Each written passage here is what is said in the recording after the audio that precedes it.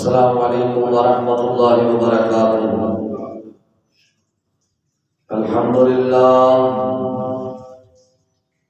للہ نحمده ونستعینه ونستغفره ونؤمن به ونتوکل علیہ ونعوذ باللہ من شرور انفسنا ومن سیئات اعمالنا،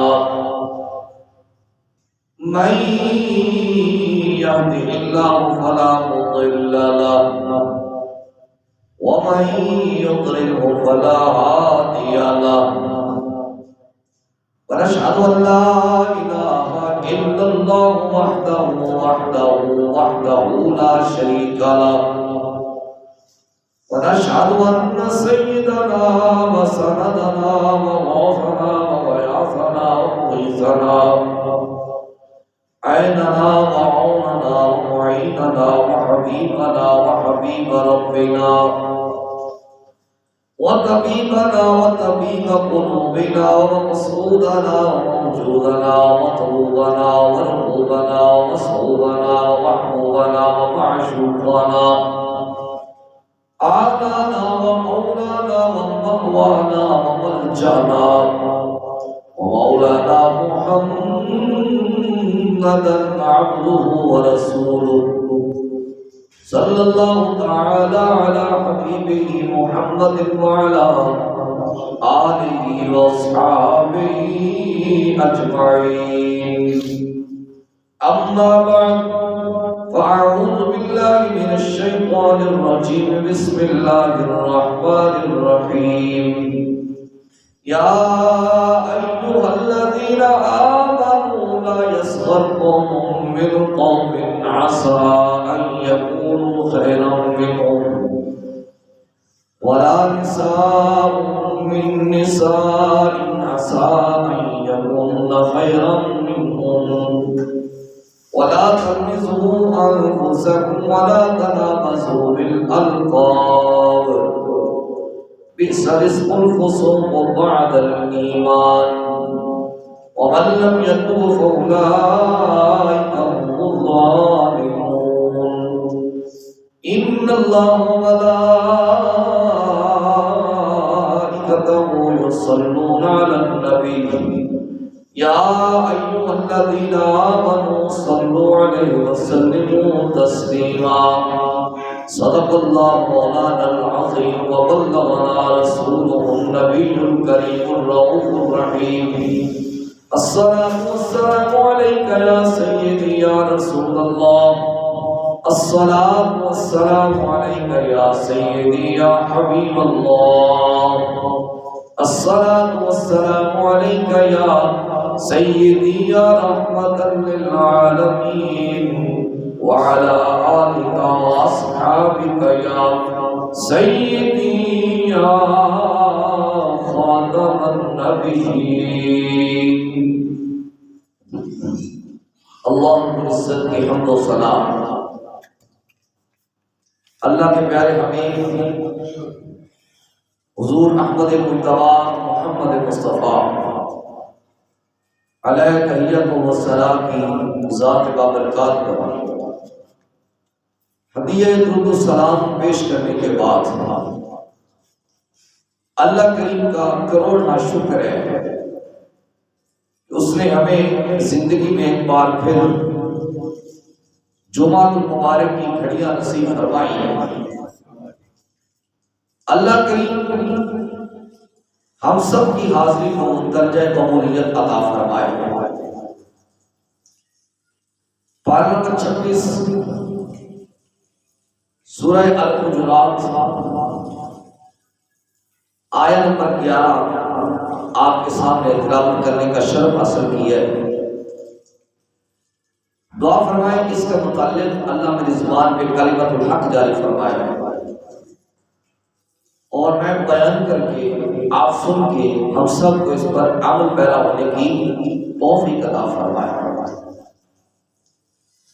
اللہ تعالیٰ نے بندے کے ذمہ دو طرح کے حق رکھے۔ نمبر 1 حقوق اللہ اور نمبر 2 حقوق عباد۔ حقوق اللہ یعنی اللہ کے حق ادا کرنا، کلمہ توحید بلند کرنا، رسول پاک صلی اللہ علیہ وسلم کو آخری نبی ماننا، نماز کی ادائیگی کرنا، حلال کو اختیار کرنا، حرام سے اجتناب کرنا، جن جن چیزوں کا اللہ حکم دیتا ہے ان کو کارآمد لانا، اور جن سے اللہ منع کرتا ہے ان سے روک جانا، یہ کیا ہے؟ حقوق اللہ۔ نمبر دوسرے پر ہے حقوق العباد، یعنی بندوں کے بندوں پر حق۔ اس سے بات یہ ہے کہ اگر کوئی بھوکا ہے اسے کھانا کھلا دیا جائے، حدیث پاک ہے، کوئی فوت ہو جائے اس کے جنازے میں بندہ شامل ہو جائے، کوئی مریض ہے تو اس کی عیادت کے لیے چلا جائے، السلام علیکم کہے تو اس کے جواب میں وعلیکم السلام کہے، کوئی دعوت دے تو اس کو قبول کرے، اگر کوئی چھینک مارے تو جب چھینک مارنے والا الحمدللہ کہے تو اس کے جواب میں سننے والا یرحمک اللہ کہے۔ اس کے علاوہ بھی دیگر احادیث میں حقوق العباد کے متعلق بڑی وضاحت دی گئی ہے۔ حقوق اللہ جو ہیں ان کا معاملہ اللہ کے سپرد ہے، یغفر لمن یشاء ویعذب من یشاء، اللہ جسے چاہے گا بخش دے گا اور جسے چاہے گا عذاب دے گا۔ لیکن جہاں تک حقوق العباد کا مسئلہ ہے، بندوں کے حقوق کا مسئلہ ہے، وہ بندوں پر ہی موقوف ہے۔ اگر بندے معاف کریں گے تو وہ حق معاف ہوں گے، اگر بندے معاف نہیں کریں گے تو وہ حق معاف نہیں ہوں گے۔ اللہ تعالیٰ نے قرآن مجید فرقان حمید کے اندر ارشاد فرمایا، یا ایھا الذین آمنوا لا یسخر قوم من قوم عسیٰ ان یکونوا خیرا منہم، اے ایمان والو کوئی گروہ کسی دوسرے مسلمانوں کے گروہ کا مذاق نہ اڑائے۔ ہو سکتا ہے جس کا مذاق وہ اڑا رہے ہیں وہ ان سے کئی درجے اللہ کی بارگاہ میں مقبول اور بہتر ہو۔ وَلَا نِسَاءٌ مِّن نِسَاءِ الْعَصَىٰ أَن يَكُنَّ خَيْرًا مِّنْهُنَّ، کوئی عورتوں کا گروہ دوسروں عورتوں کے گروہ کا مذاق نہ اڑائے۔ ہو سکتا ہے جس کا مذاق اڑایا جا رہا ہے وہ اللہ کو زیادہ پسند ہے۔ وَلَا تَلْمِزُوا أَنفُسَكُمْ، اور ایک دوسرے کو تانے نہ دو، یعنی ایک دوسرے پر الزام تراشی نہ کرو۔ وَلَا تَنَابَزُوا بِالْأَلْقَابِ، اور ایک دوسرے کو برے القابات سے نہ پکارو، یعنی الٹے سیدھے نام ایک دوسرے کے نہ لو۔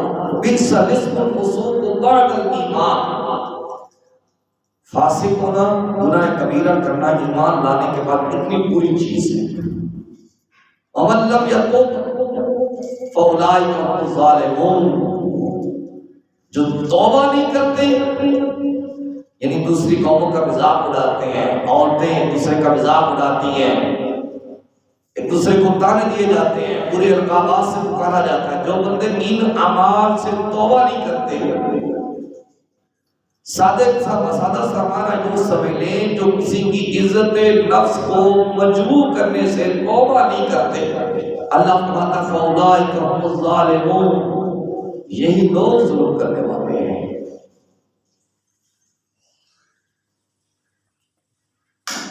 گرامی قدر حضرات،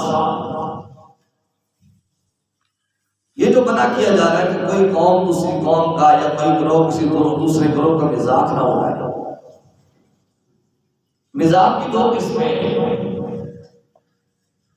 ایک ہے مزاح اور ایک ہے مزاح۔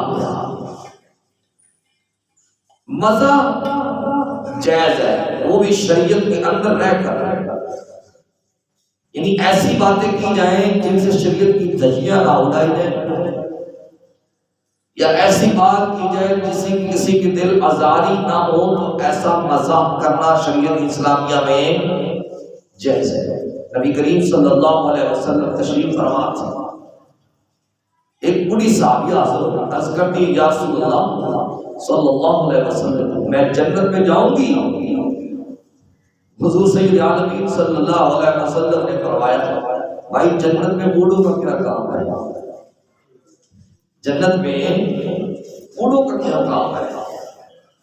وہ عورت رونے لگ گئی تو آقا دو عالم صلی اللہ علیہ وسلم نے فرمایا میرے کہنے کا مطلب یہ نہیں ہے کہ تو جنت میں نہیں جائے گی، میرے کہنے کا مطلب یہ ہے کہ اللہ جنت میں سب کو جوان کر دے گا۔ یعنی یہ مزاح کیا گیا، کیا کیا گیا؟ مزاح کیا گیا، اور ایسے مزاح کی اجازت ہے۔ لیکن مزاح کرنا، کسی کو اس کے کام کا تانا دینا یا کسی کی کمزوری اپنے ہاتھوں میں لے کر اس کے ذریعے اس کو بلیک میل کرنا، اس کو اس کی تذلیل کرنے کی کوشش کرنا، اس کی عزت نفس کو مجروح کرنا، شریعت اسلامیہ اس کی بالکل اجازت نہیں دیتی۔ بنو تمیم کے کچھ لوگ تھے، آقا دو عالم صلی اللہ علیہ وسلم کے جو غریب اصحاب تھے ان کو تانا دیتے تھے، ان کے غربت کا مذاق اڑاتے تھے۔ آج بھی ایسا ہوتا ہے، جو غریب ہوتا ہے کہتے ہیں ان کو کھانا نہیں آتا، ان کو پینا نہیں آتا، ان کو پہننا نہیں آتا، ان کے پاس ہے ہی کیا ہے، ان کا سٹیٹس ہی کیا ہے۔ وہ کسی نے بڑی پیاری بات کہی تھی، میری غربت نے اڑایا میرے فن کا مذاق، تیری دولت نے تیرے عیبوں کو چھپا رکھا۔ آج ہم بھی غریبوں کا مذاق اڑاتے ہیں۔ تو بنو تمیم کے کچھ لوگ تھے، وہ آقا دو عالم صلی اللہ علیہ وسلم کے جو غریب اصحاب تھے، جو فقراء تھے، ان کا مذاق اڑاتے تھے۔ تو اللہ نے اس پر یہ آیت کریمہ نازل فرمائی کہ کوئی گروہ کسی دوسرے گروہ کا مذاق نہ اڑائے۔ دوسرا قول اس میں یہ امام ابو القاسم رحمۃ اللہ تعالی علیہ روایت کرتے ہیں کہ جب نبی کریم صلی اللہ علیہ وسلم ہجرت فرما کے مدینہ شریف تشریف لے گئے تو اکرمہ بن ابی جہل، حضرت اکرمہ رضی اللہ تعالی عنہ جو کہ ابو جہل کے بیٹے ہیں، یہ مسلمان ہو چکے تھے، یہ حضور کے دامن رحمت پہ آ چکے تھے، حضور کی رحمت کے آغوش میں یہ آ چکے تھے۔ تو جو انصار اصحاب تھے وہ حضرت اکرمہ رضی اللہ تعالی عنہ کو ابو جہل کا نام دے کے تانا دیتے تھے کہ یہ کافر کا بیٹا ہے۔ انہوں نے یہ بارگاہ رسالت مآب صلی اللہ علیہ وسلم میں شکایت کی تو آقا دو عالم صلی اللہ علیہ وسلم نے فرمایا مردہ باپوں کی وجہ سے ان کے بیٹوں کو تکلیف نہ دی جائے۔ یعنی حضور نے یہاں تک منع فرما دیا، عزت نفس کا خیال رکھا گیا ہے۔ تیسرا قول اس میں یہ حضرت عبداللہ ابن عباس رضی اللہ تعالیٰ عنہ روایت کرتے ہیں نبی کریم صلی اللہ علیہ وسلم کی زوجہ حضرت صفیہ بنت حی رضی اللہ تعالیٰ عنہ حضور کی بارگاہ میں حاضر ہوئی، عرض کرتی ہے یا رسول اللہ صلی اللہ علیہ وسلم جو بقیہ ازواج ہیں آپ کی وہ مجھے یہودی کی بیٹی ہونے کا تانا دیتی ہے۔ تو آقا دو عالم صلی اللہ علیہ وسلم نے فرمایا اے صفیہ تو نے ان سے یہ کیوں نہیں کہہ دیا کہ میرے باپ حضرت ہارون علیہ السلام ہے اور میرے ہمزادہ سیدنا موسیٰ علیہ السلام ہے اور میرے خامد آقا دو عالم صلی اللہ علیہ وسلم ہے۔ عزت نفس کا خیال کیا جا رہا ہے۔ اگلا جس سے وَلَا تَلْمِزُوا أَنفُسَكُمْ، ایک دوسرے کو الزام تراشی نہ کرو، ایک دوسرے کو تانے نہ دو۔ اس کی تائید بخاری شریف سے ہوتی ہے، حضرت عبداللہ ابن عمر رضی اللہ تعالیٰ عنہ روایت کرتے ہیں کہ نبی کریم صلی اللہ علیہ وسلم نے فرمایا کبیرہ گناہوں میں سے ایک گناہ یہ بھی ہے کہ لوگ اپنے باپ کو گالیاں دیں گے، لوگ اپنے باپ کو گالیاں دیں گے۔ تو آقا دو عالم صلی اللہ علیہ وسلم کے اصحاب نے عرض کیا، یا رسول اللہ صلی اللہ علیہ وسلم، حضور کیا لوگ اپنے والد کو بھی گالیاں دیں گے؟ تو آقا دو عالم صلی اللہ علیہ وسلم نے فرمایا، جب یہ کسی کے باپ کو گالی دے گا تو اس کے باپ کو بھی کوئی نہ کوئی گالی دے ہی دے گا۔ یہاں تک منع کیا گیا، عزت نفس کا خیال رکھنا کہ دوسرے کی تذلیل نہ۔ پھر اگلا جو حصہ ہے الاسم الفسوق بعد الایمان، کہ جو بندہ اسلام لے آئے، پکا تائب ہو کے رسالت مآب صلی اللہ علیہ وسلم کی بارگاہ میں حاضر ہو جائے، توبہ کرے، تو شریعت اسلامیہ اس کے جو سابقہ اعمال ہیں ان کو دہراتی نہیں، ان کا ذکر نہیں کیا جاتا۔ تو اگر ایک بندہ مسجد میں آنا شروع ہو گیا ہے، ہم اس کا مذاق اڑانا شروع کر دیتے ہیں، یہ کب سے مسیطر ہو گئے، آج کل بڑی یہ پابندی کر رہا ہے، آج کل بڑی اس کو نمازیں یاد آ گئی ہیں، جوانی میں تو اس نے پڑھی نہیں، فلاں تو اس نے نماز پڑھی نہیں، آج کل بڑا حاجی صوفی بن گیا۔ اس طرح کی باتیں کرنے سے شریعت اسلامیہ منع کرتی ہے۔ اسلام لانے کے بعد اس کے سابقہ اعمال کو جب نظر نہیں رکھی جاتی، تو ایک بندہ تائب ہو کے اللہ کی بارگاہ میں آ چکا ہے، تو ہمیں بھی چاہیے ہم اس کے جو سابقہ اعمال ہیں ان کی گنتی نہ کریں۔ وَمَن لَّمْ يَتُبْ فَأُولَٰئِكَ هُمُ الظَّالِمُونَ، جو توبہ نہیں کرتے وہ ظالموں میں سے ہیں۔ مزاح، ایسا مزاح کرنا کہ جس کی وجہ سے اگلے بندے کو نیچا جانا جائے اور اپنے آپ کو افضل سمجھا جائے، اور اس کی کمزوری ہاتھ میں لے کر اس کو ذلیل کرنے کی کوشش کرنا، اس کو رسوا کرنے کی کوشش کرنا۔ اس کے متعلق ایک حدیث پاک ہے، نبی کریم صلی اللہ علیہ وسلم نے فرمایا، ایک بندہ ہوگا قیامت کے دن اسے جہنم میں پھینکا جائے گا، اور پھر آرڈر ہوگا اسے کو جنت میں چلا جا۔ وہ جیسے جنت کی طرف لپکے گا، جنت کا دروازہ کھلا ہوا دیکھے گا، بڑا خوش ہو جائے گا۔ جیسے ہی جنت کے دروازے پر پہنچے گا، اسے دھکیل کر جہنم میں پھینک دیا جائے گا۔ پھر جہنم سے حکم ہوگا اسے کو جنت میں چلا جا۔ کئی بار ایسا ہوگا، اللہ کے مقرب ملائکہ عرض کریں گے، بارے آپ ماجرا کیا ہے؟ اس بندے کو کبھی جہنم میں پھینکتا ہے، کبھی جنت کی طرف بھیجتا ہے، پھر جنت کے دروازے سے واپس آ جاتا ہے، اس کی وجہ کیا ہے؟ تو اللہ پاک ارشاد فرمائے گا، یہ بندہ میرے بندوں کا مذاق اڑایا کرتا تھا، یہ بندہ میرے بندوں کا مذاق اڑایا کرتا تھا، آج میں اس کا اس سے بدلہ لے رہا ہوں۔ اس لیے ایسے مذاق سے بچیے کہ جس کا بدلہ کر قیامت کے دن چکانا پڑا۔ لیکن ہماری عادت تو یہ ہے، ہم تو ٹوبے رہتے ہیں کہ اس بندے کی کمزوری کوئی آتا ہے، اس کو پکڑے، اس کو گرفتار کریں۔ ہم تو تجسس میں رہتے ہیں کہ اس کی کوئی کمزوری ہمارے ہاتھ آ جائے صحیح، بس پھر اس کی اینٹ سینٹ بجا دیتے ہیں۔ ہمیں کوئی ڈر نہیں لگتا کہ کل کلا میں اللہ کی عدالت میں حاضر ہونا۔ الٹا ہم یہ کہتے ہیں تو کر کیا لے گا، تیری اوقات کیا ہے، میرے پاس یہ بھی ہے، میرے سیاسی سورسز بھی ہیں، فلاں ہے فلاں ہے، بڑی بڑی ہم باتیں سناتے ہیں۔ جو بندہ کسی کا مذاق اڑاتا ہے، یعنی اس کو پوری نگاہ سے دیکھتا ہے، سن لے، آپ نے روایت پہلے بھی رکھی ہے، مجھ سے بھی سن رکھی ہے، حضرت موسیٰ علیہ السلام کا دور تھا، بنی اسرائیل کا ایک بندہ تھا، بہت بڑا عابد تھا، بہت بڑا متقی تھا، پرہیزگار تھا۔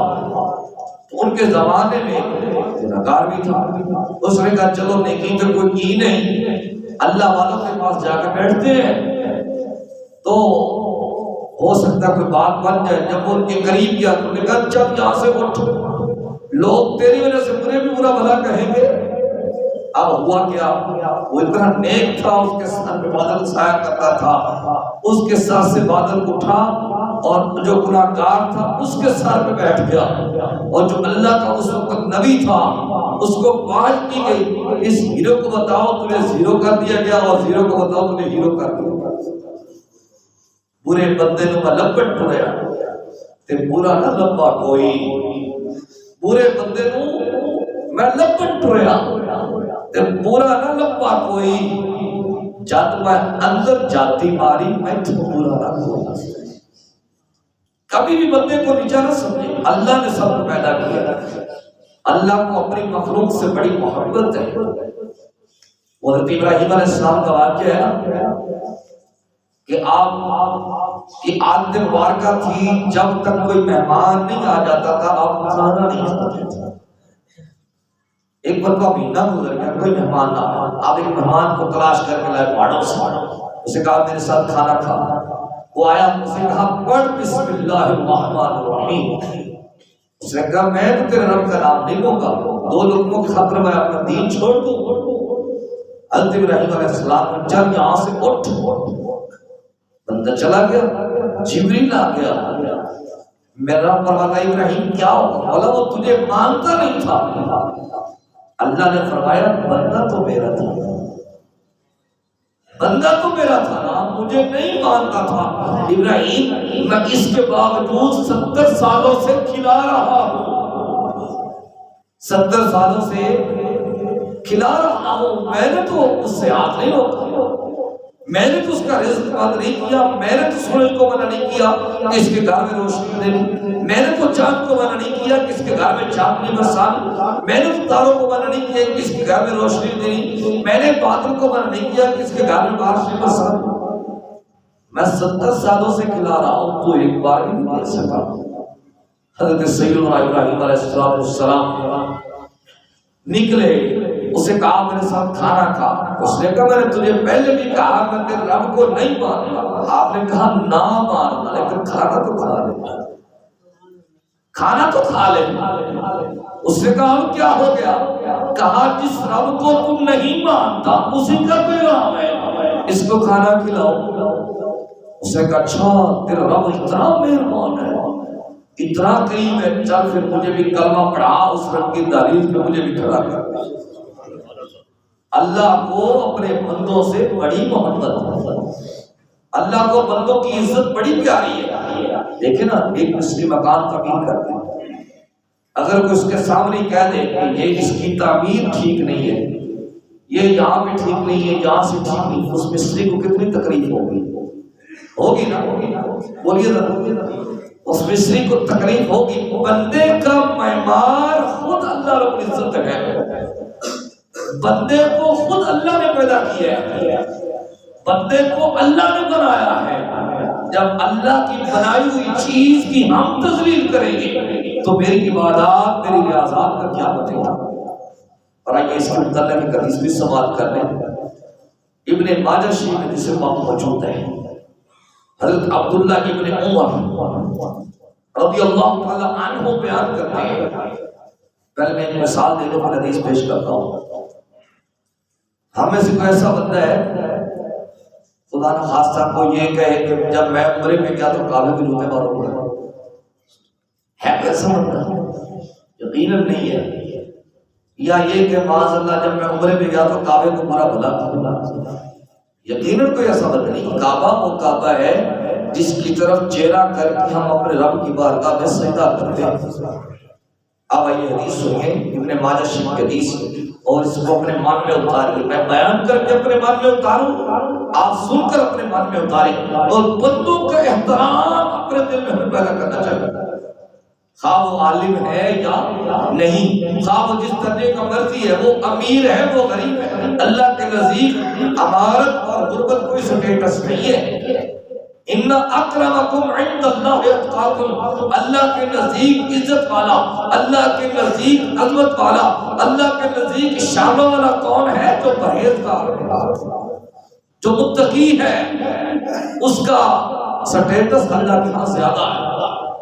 ابن ماجہ شریف کی حدیث پاک سنیے، حضرت عبداللہ ابن عمر رضی اللہ تعالی عنہ بیان کرتے ہیں نبی کریم صلی اللہ علیہ وسلم طواف کعبہ فرما رہے ہیں. کیا فرما رہے ہیں؟ طواف کعبہ فرما رہے ہیں. اور حضور طواف کعبہ فرماتے ہیں ارشاد کرتے ہیں ما اعظم کی، پیارے کعبہ تیری کتنی عظمت ہے، ما اطیب کی، تیری خوشبو کتنی عمدہ ہے. اور یہ وہ کعبہ ہے جس کے اندر ایک نماز پڑھنے سے اللہ لاکھ نماز کا ثواب عطا فرماتا ہے. اللہ ہمیں زیادہ نصیب فرمائے. اور یہ وہ کعبہ ہے جس کے اندر ایک نیکی کرنے سے لاکھ نیکی ملتی ہے. اور یہ وہ کعبہ ہے جس کے اندر روزانہ اللہ کی کامل 120 رحمتوں کا نزول ہوتا ہے. اور یہ وہ کعبہ ہے جس پر بندے کی پہلی نظر پڑے تو بندے کے گناہ معاف کر دیے جاتے ہیں. اور یہ وہ کعبہ ہے کہ اس پر پہلی نظر پڑے بندہ جو دعا مانگے اللہ قبول فرماتا ہے. کتنی عظمت ہے کعبے کی، کتنی شان ہے. اللہ ہم سب کو زیارت عطا فرمائے. لیکن آقا دو عالم صلی اللہ علیہ وسلم نے فرمایا اے کعبہ تیرا مقام اپنی جگہ، تیری شانیں اپنی جگہ، تیری عظمت اپنی جگہ. جب بندہ مومن اور تیرا مقابلہ کروایا جائے تو بندہ مومن کا مقام تجھ سے کہیں زیادہ ہے. بندہ مومن کا مقام تجھ سے کہیں زیادہ ہے. اب میں کعبے کو کروں سلام، کعبے کی کروں عزت، کعبے کا کروں احترام، لیکن جس بندے کا مقام رسول پاک صلی اللہ علیہ وآلہ وسلم کعبے سے افضل قرار دے رہے ہیں، اس کو جوتے لگاؤ میری تہجد کدھر جائے گی، میری نمازیں کدھر جائیں گی، میرا باز کدھر جائے گا، میری تبلیغ کدھر جائے گی، میرا قرآن پڑھنا پڑھانا کدھر جائے گا، میرا قرآن سننا سنانا کدھر جائے گا، میرا لوگوں کو درس حدیث دینا کدھر جائے گا. کوئی نیکی کام نہیں آئے گی اگر میرے دل میں اللہ کی مخلوق کا احترام نہیں ہے. اس لیے اللہ کی مخلوق کا احترام پیدا کریں، اللہ کی مخلوق کا پیار اپنے دلوں میں پیدا کریں. دیکھیں نا یہ چابی ہے. اگر مجھ سے کوئی پوچھے کہ شاید بھائی کدھر بیٹھے ہیں تو میں چابی سے اشارہ کر دوں کہ ادھر بیٹھے ہیں، یہ بیٹھے ہیں. یہ کوئی جرم ہے؟ بولیے یہ کوئی جرم ہے؟ لیکن سن لیں آقا دو عالم صلی اللہ علیہ وسلم فرماتے من اشارہ الی اخیہ، من اشارہ الی اخیہ بحدیدۃ تلعنہ الملائکۃ حتی یدہ. آقا دو عالم صلی اللہ علیہ وسلم نے فرمایا جو بندہ کسی مسلمان کی طرف لوہے کی چیز سے اشارہ کرے، لوہے کی چیز سے اشارہ کرے، مارا نہیں ہے، صرف اس نے اشارہ کیا ہے. من اشارہ الی اخیہ بحدیدۃ تلعنہ الملائکۃ حتی یدہ. جو بندہ کسی مسلمان کی طرف لوہے کی چیز سے اشارہ کرتا ہے جب تک اپنا ہتھیار نیچے نہیں کر لیتا اللہ کے ملائکہ مسلسل لعنت برساتے رہتے ہیں. اللہ کے ملائکہ مسلسل لعنت برساتے رہتے ہیں کہ تیری وجہ سے اللہ کی مخلوق کو تکلیف ہو رہی ہے. لیکن آج ہتھیار اٹھا کے چلنا ہم بڑے فخر کی بات سمجھتے ہیں، بڑے اعزاز کی بات سمجھتے ہیں. آپ کہتے ہیں بڑا میرا پروٹوکول ہے، میری بڑی بلے بلے ہے. یاد رکھیں جب تک سانسوں کی ڈور چل رہی ہے تب تک بلے بلے ہے. جب سانسوں کی ڈور کٹ جائے گی بڑے بڑے جہاں پہ نام نہاد آئے ان کا نام بھی ختم ہو جاتا ہے. کئی جوڑ سنگت دے ڈٹھے آخر وتھا پئیاں جنہ باجو اقبال نہیں سی جیوندے وہ شکلاں یاد نہ رہیاں. بڑے بڑے یہاں پہ آئے، بڑے بڑے شاہ سکندر آئے، بڑے بڑے شاہ دور آئے، ہلاکو خان جیسے ظالم آئے مٹ گئے. بڑوں بڑوں کے نام یہاں پہ پیدا ہوئے مٹ گئے. نام باقی کس کا رہنا ہے؟ اللہ کا نام باقی رہے یا رسول پاک صلی اللہ علیہ وسلم کی ذات باقی رہے گی. اس لیے اللہ کی مخلوق کا احترام دیکھیں دو چیزیں، ایک ہے انفرادیت، ایک ہے اجتماعیت۔ مثلا ایک بندے کی انفرادیت تھوڑی سی کمزور ہے، نماز نہیں پڑھتا، حلال کھانے میں سستی کرتا ہے، فرائض کے ادائیگی میں سستی کرتا ہے، حرام اس سے کھا ہو جاتا ہے، یعنی اللہ کے حقوق میں وہ تھوڑی سی سستی کرتا ہے، لیکن جب معاشرے میں آتا ہے تو محبتیں بانٹتا ہے، امن بانٹتا ہے، پیار بانٹتا ہے، لوگوں کو توڑنے کی کوشش نہیں کرتا بلکہ لوگوں کو جوڑنے کی کوشش کرتا ہے۔ اس کی اجتماعیت اچھی ہونے کی وجہ سے ہو سکتا ہے اللہ کی بارگاہ میں امید کی جا سکتی ہے کہ اللہ اس کی انفرادیت کو نظر انداز کر کے اس کی بخشش فرمائے۔ لیکن ایک بندے کی انفرادیت بہت اچھی ہے، نماز کا پابند ہے، اللہ کے حقوق کا پابند ہے، تہجد بڑی پڑھتا ہے، قرآن پڑھا کرتا ہے، اللہ بڑی کرتا ہے، تسبیح پہ تسبیح چڑھ رہی ہے، تسبیح پھری تیرا دل نہ پھریا، کی لیڑا تسبیح پڑھ کے ہوں، علم پڑھیا تے ادب نہیں سکھیا، کی لیڑا علم پڑھ کے ہوں، چلے کٹے تے تینوں رب نہ ملیا، کی لیڑا چلیاں پڑھ کے ہوں، جاگ بنا دودھ جمدے نہیں باہو پاوے لال ہون کڑ کڑ کے، تسبیح پہ منکا گرا رہا ہے، اللہ کے ضربے لگا رہا ہے، اس کی اللہ سے مسجد کی دیواریں گونجتی ہیں، گھر کی دیواریں گونجتی ہیں، بڑی اللہ کرتا ہے، لیکن جب معاشرے میں آتا ہے تو بگاڑ پیدا کرتا ہے، اللہ کی مخلوق میں بے امنی پیدا کرتا ہے، بد امنی پیدا کرتا ہے، اللہ کی مخلوق کو توڑنے کی کوشش کرتا ہے۔ تو یاد رکھنے اللہ کو اس کی انفرادیت کی اچھی ہونے کی کوئی ضرورت نہیں، اللہ کو اس کے انفراد کے اچھے ہونے کی کوئی ضرورت نہیں۔ جسے بات سن لے، آپ پیسے نہ کہہ دیں کہ مولوی صاحب نے اپنی طرف سے بات کرتے ہیں، اور وہ جامع صحیح البخاری آقا دو عالم صلی اللہ علیہ وسلم تشریف فرما ہے۔ سنیے میرے آقا کو غلاموں سنیے، حضور کس طرح اللہ کے بندوں کا احترام سکھلا رہے ہیں، اور جو بندہ اللہ کے بندوں کا احترام نہیں کرتا، جتنا مرضی بڑا واعظ ہو، جتنا مرضی مبلغ ہو، اس کی تبلیغ، اس کا واعظ اس کے منہ پہ مار دیا جائے۔ بخاری شریف کے سے پاک آقا دو عالم صلی اللہ علیہ وسلم نے فرمایا میرے صحابہ غریب کون ہوتا ہے؟ کیا فرمایا؟ غریب کون ہوتا ہے؟ تو حضور صلی اللہ علیہ وسلم کے اصحاب نے عرض کی لا درہم لہ ولا دینار لہ، جس کے پاس پیسے نہ ہو، جس کے پاس دولت نہ ہو، اچھی کوٹھی کار نہ ہو، تو غریب ہوتا ہے۔ میرا اور آپ کا بھی نظریہ یہی ہے، ہم بھی اس نظریے کو کوٹ کرتے ہیں کہ جو بندہ تھوڑا سا ہلکا ہو، اس کے پاس مال و دولت نہ ہو، ہم بھی کہتے ہیں معاشی طور پہ یہ بندہ غریب ہے۔ بولیے یہ یہی ہے، معاشی طور پہ یہ بندہ غریب ہے۔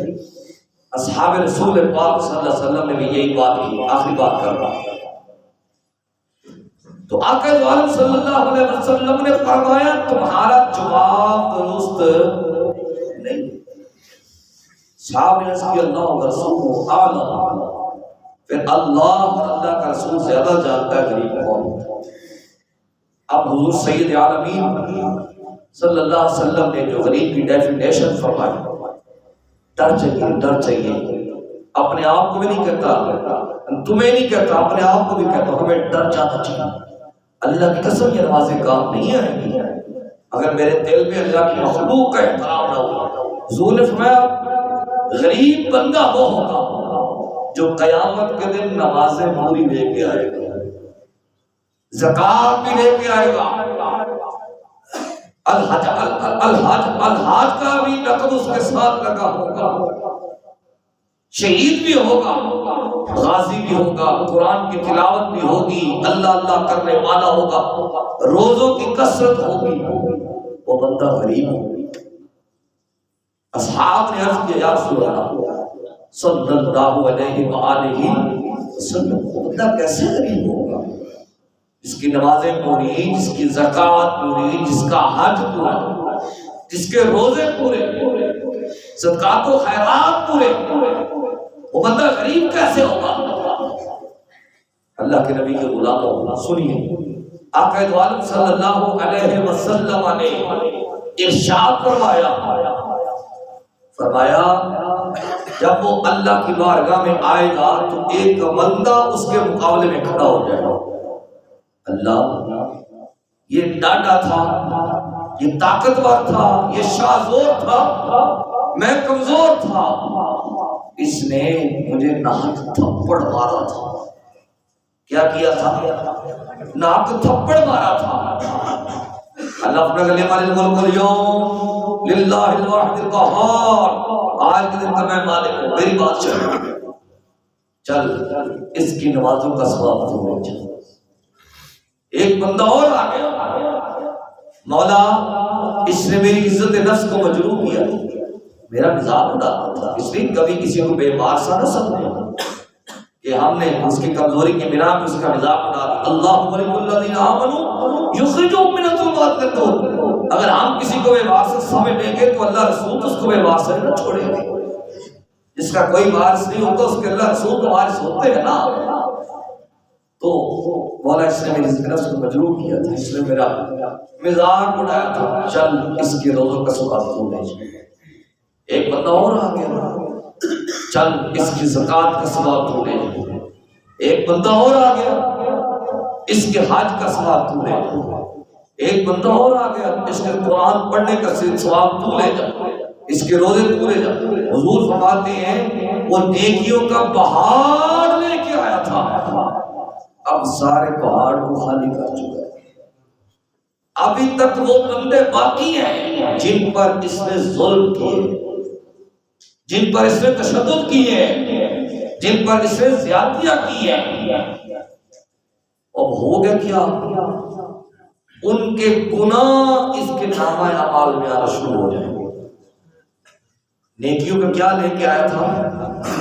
پہاڑ لے کے آیا تھا، اب ان کے گناہ اس کے نامہ اعمال میں آنا شروع ہو جائیں گے۔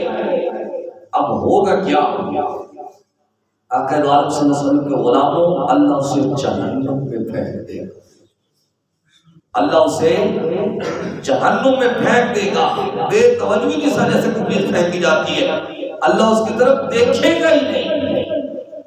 میں نے آپ سے وعدہ کیا تھا آخری بات، اگر آپ کا ذوق ہو تو ایک بات اور کر لو، ایک صوفی کی بات، امام محمد بخش رحمۃ اللہ تعالیٰ نے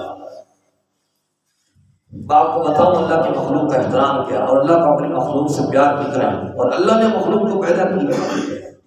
امام صاحب آخری وقت میں بیمار پڑ گئے، امام محمد بخش رحمۃ اللہ علیہ، جو آپ نے کھڑی کے امام ہے، فقہ کے امام نہیں ہے، ہمارے بزرگوں کے امام ہے۔ یہ آخر میں بیمار پڑ گئے اور ان کی گردن اس طرح ٹیڑھی رہتی تھی۔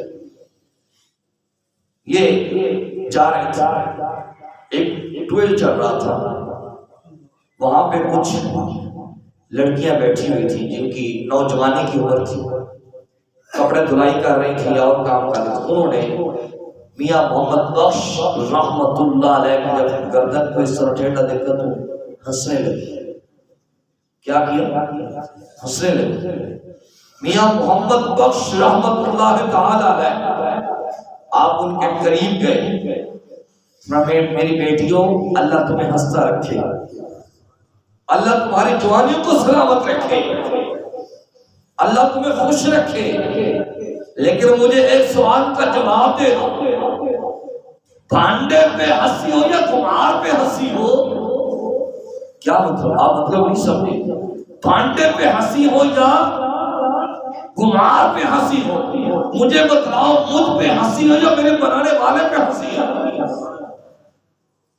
لڑکیاں خاموش ہو، اس لیے من ضحکا ضحکا، جو جس پہ ہنسے گا اس پہ کل ہنسا جائے گا۔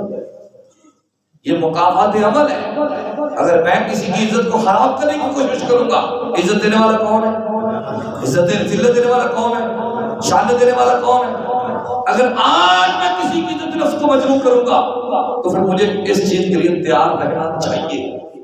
یہ مکافات عمل، حضور فرماتے ہیں 20 سالوں میں مکافات عمل ہو سکتا ہے، یہ ضروری نہیں کہ مکافات عمل فوراً ہی ہو جائے۔ اس لیے اللہ سے ڈرتے رہے، یا ایھا الذین آمنوا لا یسخر قوم من قوم عسى ان یکونوا خیرا منهم، اے ایمان والو کوئی دوسرے گروہ کسی گروہ کا مذاق نہ اڑائے، ولا نساء من نساء نساء ان یکن خیرا منهن، کوئی عورت کسی دوسری عورت کا مذاق نہ اڑائے، ولا تنمزوا انفسکم، ایک دوسرے پر الزام تراشی نہ کرو، ولا تنابزوا بالالقاب، اور ایک دوسرے کو برے القابات سے نہ پکارو، بئس الاسم الفسوق بعد الایمان، فاسق رہنا ایمان لانے کے بعد کتنا بڑا گناہ ہے، ومن لم یتوب فاولئک هم الظالمون، جو توبہ نہ کرے وہ ظالم ہے۔ اللہ پاک سے التجا ہے اللہ پاک ہمیں ان باتوں پہ عمل کرنے کی توفیق عطا فرمائے۔ صلی اللہ تعالی علی حبیبہ الاعلی سید الانبیاء محمد وعلی آلہ واصحابہ اجمعین برحمتک یا ارحم الراحمین۔